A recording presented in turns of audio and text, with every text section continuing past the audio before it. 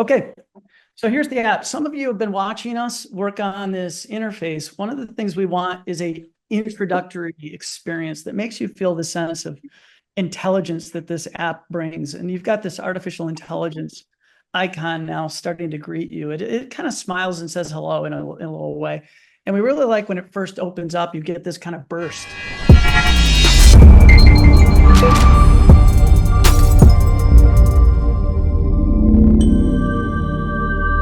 One of the things that is exciting about the quantity of what you've got in here is 145,000 titles. So when I go in here to start searching, it's going to give you titles for just about any kind of thing you can imagine. To give you an idea of what 145,000 titles means, Netflix has about 5,000 titles domestically, 15,000 globally. We have 145,000 domestically. So that gives you a sense of the quantity of content. And because of that quantity, it becomes a bit overwhelming. You're like, where do we start? How do we know what people want? So we created an artificial intelligence search. So you can now search by what mood you're in. So you can say, I'm in the mood to watch a movie with my family. All right, so I can just tell it I'm in the mood of, and now we can go to this AI search, and the artificial intelligence is starting to figure out what maybe I might want to watch. It's going to ask, would you like to see Incredibles or Finding Nemo or Jumanji? Good family movies. The artificial intelligence is looking through the library. It's looking at all the internet, all patterns it can find, and then giving those kinds of solutions. That's an exciting new feature that nobody currently offers. If you type in that same question into Netflix, you're just going to get an error code. What we also offer is these, what we call hype lists.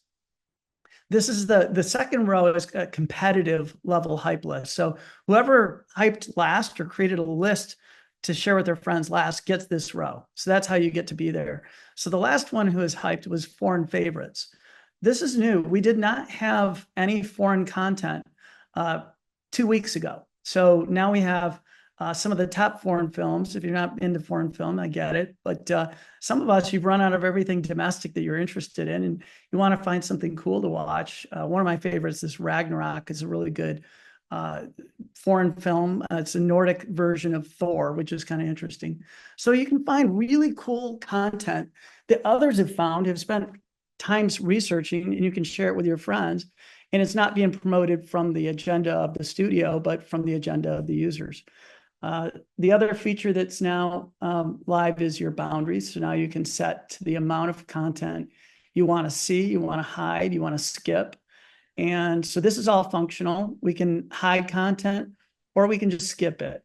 And when you're skipping content, that means it's playing the movie in its full glory, and then skipping the scenes that you don't necessarily want to see. When you say don't hide it, all the movies will now show, and it'll just edit the movies that it can. So that's a little bit of what it does today. When we go to hype lists, this is where you can see all the various lists. You've got fam flicks, you've got first responders, you've got date night, vintage affairs. Maybe some of you are Downton Abbey fans. This is a way to find content that relates to your preferences, man cave, all those good things. So I'm going to exit out of this, and I'm going to turn it over now to Mike Wilberding. What Mike Wilberding does is he takes the data, he takes the studies that we're doing with our audiences, with third-party audiences, he analyzes it and he looks at it to say, what is it our customers going to want? What is it our investors want? And so the study that he's about to show you is a result of some of the quiz, some of the focus group data that you've already filled out. And maybe you have a certain profile, but there's a general audience profile that we want to understand based on what is the most popular expectation from this product. So I'm going to turn over to Michael. Hello, everyone. Let me just make sure that this is all working properly. I'm going to share my screen. All right. It's my one bugaboo with Zoom is that they got bars and stuff everywhere. So, all right. Can everybody see the screen that we're presenting right now? Sure can. Yep, got it. Okay, so we just want to go through and do a little simple check-in, a short, simple check-in on the research that we've been doing, like Dan said, on user preferences. So you guys should be familiar with these questions. In terms of how we present the data, like Dan said, what we do is we go through and we tag a lot of the open-ended questions, and we use that as a stand-in for, some statistical data that you might not get with open-ended type questions. But anyways, for those of you who are on the phone, I'm sure we can get you a copy of this in a PDF form. Obviously, we're using a visual aid right now, so feel free to speak up if you guys have any questions. Paul, you as well. Dan, feel free. We're just going to try and get through this relatively quickly. So the first thing we wanted to understand was what type of content people are interested in most. So the actual question that we had people answer was, what are your favorite movies and what are your favorite TV shows? So people were literally putting in the names of movies and TV shows. So what we did is we went through and tagged them by genre and then tallied them up according to mention. So there is some overlap here. So for example, if you said Lord of the Rings, that would be tagged as action, adventure, and fantasy. If you said Star Trek, that might be action, adventure, and science fiction. So there is overlap in terms of how these mentions work, but we get a pretty holistic view of how people, what content people preference. And we do see actually a pretty interesting dichotomy between the two. So when it comes to movies, action, adventure tend to rise to the top. These are going to be your big popular IPs. So Indiana Jones, Marvel, like I said, Lord of the Rings, Harry Potter. Those show up as being people's favorite movies for the most part. But when it comes to TV shows, drama and comedy tend to be where people invest their time. And when people think of these, they're mostly thinking of these longer running, kind of prevailing IPs like The Office or Friends or Breaking Bad, NCIS, Star Trek, shows that have really huge libraries of episodes and seasons. Next, we wanted to understand where people are looking for content. So in terms of favorite TV networks, we see, things like Fox, NBC, ABC, places where you're going to get live sports, ESPN. We do see some interesting things pop up like the History Channel and Discovery. Um, but for the most part, it's your typical acronym channels, where you're going to see nightly news and, like I said, live sports. In terms of favorite streaming services, Netflix is at the top, Amazon Prime after that, then Hulu, Disney Plus, Paramount Plus. YouTube on here actually also includes YouTube TV, which is a little bit different since that's purely just live streaming of TV. But then you see Max, Apple TV, Peacock, all the way down to Tubi.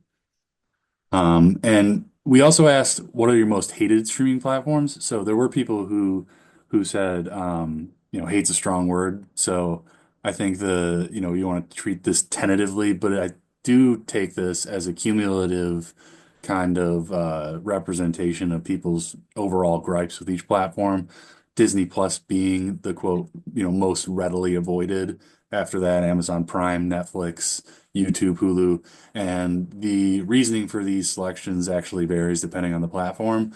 When it comes to Disney Plus, it's typically focused on either politically motivated content or the perception of politically motivated content, which tends to stem from an overall, broader motive, coming down from the studio maybe or the publisher. But all the way down to lack of new content or relevant content, limited selections. When it comes to Amazon Prime, a lot of people, don't like the fact that they added commercials into a paid service or what has always been a paid service. Additional charges for content despite subscriptions, increasing costs, the same thing for Netflix, price increases and limited content.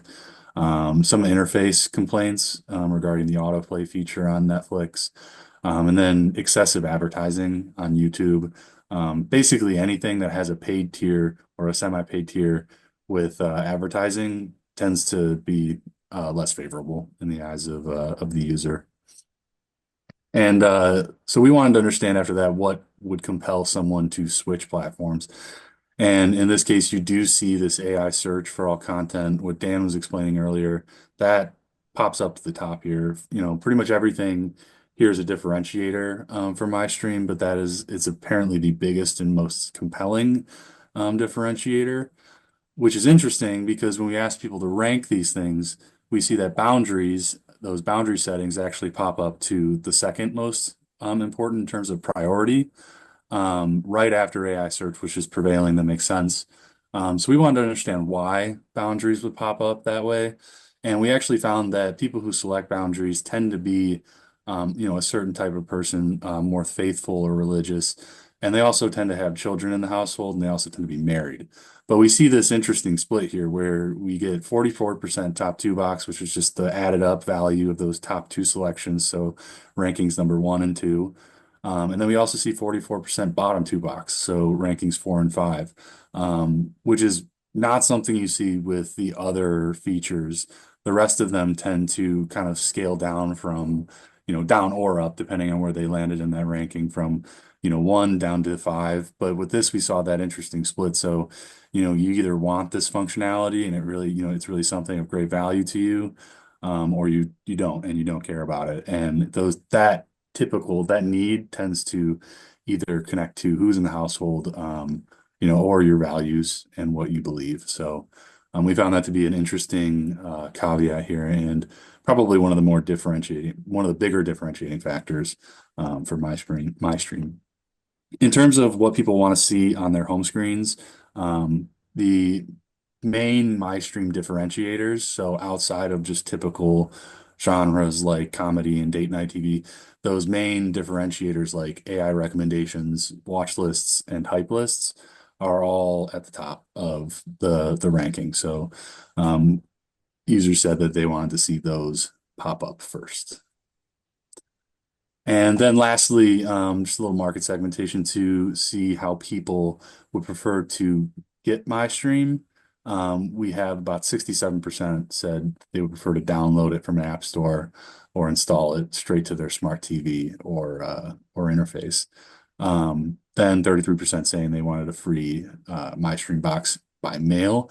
The one thing that is unclear from the survey is how well understood the MyStream box is. So, one recommendation moving forward for research might be to dive deeper into the value of this box, because just in terms of the consumer experience, it can be differentiating, and it can be something that, breeds a transformative experience or sets MyStream apart from other, other platforms like Netflix or Amazon Prime, which are just going to be purely downloaded as an app. So we found that pretty interesting. The last thing I want to say is that all in all, this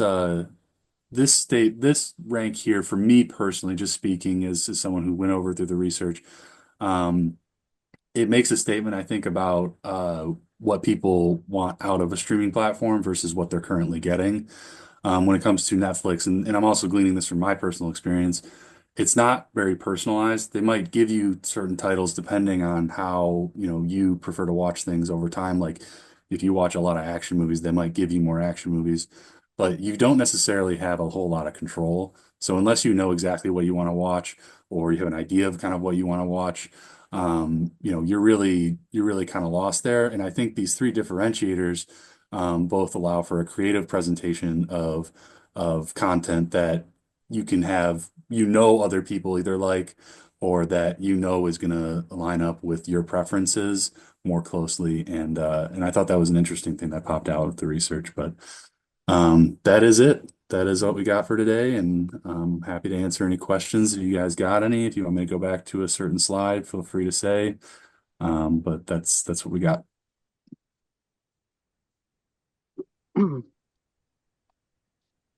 Hey, Dan, I think I'll just jump in, talk about the MetaTypes. Can you hear me okay? You sound great. Okay, yeah. And then I'm sure the questions will be for both the MetaType descriptions and what Michael just presented, because it's kind of all the same birds of a feather. So let me just start by saying, guys, we are getting so excited. Like what we are doing day by day with MyStream is a total game changer. We're just kind of cringing every day because we feel like, oh my gosh, like, how is nobody doing this yet? Like, are we the only ones working on this? And we know we're not, but the fact that most of these things are not on the market yet just give us that incredible excitement, and that feeling like kind of the early gold rush where you struck gold and you're looking around and you're like, how many other people see this? And the truth is, we know there's going to be a rush on the gold, but we think we're getting there first. And we're super excited about what all of you guys are doing, because you are fellow prospectors. You are with us on the front lines. And we're going to ask a lot of you. Hopefully it's not going to be inconveniencing you or disturbing you in any way, but we want to know as much from you as possible. And I'm going to talk about MetaTypes in a minute, because it's going to be a level of information that we're inviting you to give us in order to help us build out our MetaType concept. But just believe that you are super important. You are critical to this process. You're part of a very, very exciting revolution. We think we're going to get there first. And we think that everybody else who watches and sees what we end up doing, they're either going to want to buy us or license what we're doing or copy what we're doing. And of course, what's that expression? Imitation is the highest form of flattery. Luckily, we have some protections against the copying. We have patents on at least our filtering concepts. We're looking at entering some patents for other stuff like our metadata approach. But either way, we hope we get there first. So even if there's copycats, they'll have to catch up with us, because you know how that works. They catch us and we're already beyond that point that they caught us. So let's jump into MetaTypes. As you know, MyStreme is all about serving the individual, serving the customer. And that's a key distinction. We have a lot of friends who are out there building companies to do like a streaming platform. You know, I've got friends that are launching their own competitive streaming platform to Netflix or Amazon or whatever. And I'm like, good luck. I hope you have billions of dollars. The problem is that it doesn't really fix the ultimate goal, which is to serve the user, because you're just creating another walled garden of content to compete with all the other streamers. And if you have enough money to do that, great, but you're still going to be missing a lot of content, because it's just simply impossible to have one walled garden with everything in it. So our solution, as you know, hopefully you understand by now, is to sit on top of all the other buckets of content, and to sit on the user side, not on the content side. We don't care how many new buckets come and go of content. There could be 10 new Netflix. We don't care. Netflix could disappear. We don't care. Whatever the universe of streaming content exists out there, we sit on top of it at the user side to help the user manage the chaos. And to not only manage the chaos, but to do great things like filtering, playlist sharing, curating, etc. So in the interest of serving the user, we have to understand the user. Well, on day one, when somebody lands on MyStreme, we don't know much about them. Until they answer a few questions, we don't know how to serve them, because we don't know who they are. However, we're now exploring, because of the help of big data, we believe that when a new user lands on MyStreme for the first time, we'll be able to triangulate enough information about who that person is based on what's commonly known as big data that, platforms like Google and Amazon and others are gathering on all of us. We'll know the minute they land on MyStreme, we'll know enough about them to be able to dynamically and quickly paint a home screen that we think will be exciting to them.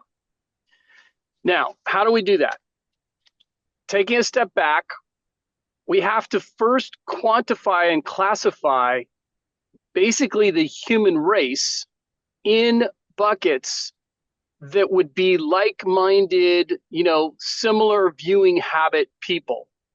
Now, where this idea sprung from was Dan and I both took this personality test. I don't know how many people have done that, but you answer all these questions, and then the thing comes back and tells you, oh, you're a daredevil, or you're, an architect, or you're a logician. Like, they have different labels, and it's amazingly accurate. I mean, it's not 100% accurate, but I would say in the tests that Dan and I took, it was probably 80-90% like, wow, you nailed it. That's who I am. That's the way I think, just based on me answering a series of questions. Now, the most popular of these personality tests quantify different personalities in approximately 15 to 20 buckets. So 15 to 20 different types of personalities basically define the entire human race. Hard to believe, but it's true. The science shows that we roughly fall into about 15 to 20 categories. So we started thinking, well, if there's only 15 to 20 categories that define people's personality, there's probably less than 100 overall categories that define what people like to watch. And so we put those two concepts together, what people like to watch with people's personalities. We added or are adding more data like household income, gender, ethnicity, other basic information about people. We're piling all that together, and we're hoping to come up with a list of approximately 100, maybe less, maybe more, what we call MetaTypes. And these MetaTypes will be those main buckets that each of us fall into, where I know, based on the information I have about Dan, his personality, and the other data I have about Dan, I know that he's most likely going to like documentaries. He's going to like war movies. He's going to like, cooking shows. Dan, I think I'm right about that. Yeah. Right. Et cetera, et cetera. And MyStreme will be able to curate content around that personality. Now, does that mean Dan's not going to be able to explore other content that isn't like his preferred? Of course, MyStreme will actually suggest, hey, you've never checked out this type of stuff. Take a walk on the wild side. We think you might enjoy this new terrain of content that isn't normally in your wheelhouse. But once we've identified those MetaTypes and we've been able to more or less effectively categorize people into those, then we get what Dan was talking about earlier, which is the lookalike dynamic, where, oh yeah, he's that MetaType. And then we look at all the other MetaTypes that we already have in our system, and we look at what they're consuming, and we just extrapolate. We say, oh, well, if he falls into that MetaType or she falls into that MetaType, they're probably going to like this same type of stuff that all those other people, like-minded people, like. So anyway, that's the concept. It's data, it's science. Going back to your role in that, we're going to ask you all to take this personality test. Of course, it's voluntary, but I highly encourage you to do it. It'll be fun if you've never done one of those tests. They're really fun to do. There's no right or wrong answers. It's simply helping describe who you are based on the way you answer certain questions. But we'd love to have the personality test done for all of our alpha users. It'll be kept private, of course, but it'll help us a lot in getting to our goal of creating these MetaType buckets. Can I start transition? We have 8 minutes left, and I know everybody came here to get into the app. Let's transition. I want to show you how we're going to get you into the app. We're going to send you a link. Everyone's going to get a link to show you kind of step by step. But I'll show you real quickly demonstration of how you get there and what you need to do. It's still a little bit technical at this stage because we are not fully kind of in app mode. We're more of a website. So some of you might know technology. It starts with the web interface, but then you put it in a wrapper. Eventually that becomes an app that you install. Until we have that device fully finished, it's like entering into a website. And so when you get to the website, you'll go to mystream.ai. And again, we're going to send you a link with all this information. All right. Well, thank you all. We appreciate it. And we, especially the lifetime investors who came in early on, we are definitely keeping our vision in mind, what we're going to be doing for you. And it's going to be better every year, obviously, as we continue to improve the process. And you're part of that. So thank you again. Daniel, don't forget to stop the recording. Yep.